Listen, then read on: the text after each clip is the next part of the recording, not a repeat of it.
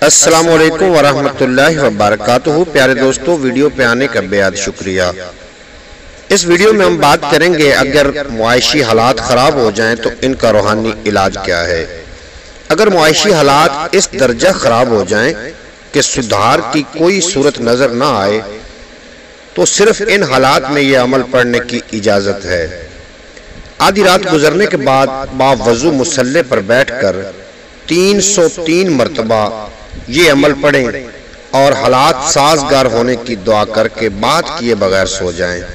زیادہ سے زیادہ 21 روز میں اللہ تعالیٰ کی طرف سے امداد غیبی حاصل ہوگی۔ اس کا طریقہ کچھ بھی ہو جو اللہ تعالیٰ پسند فرمائیں گے۔ امید ہے کہ آپ کو یہ ویڈیو اچھی لگی ہوگی۔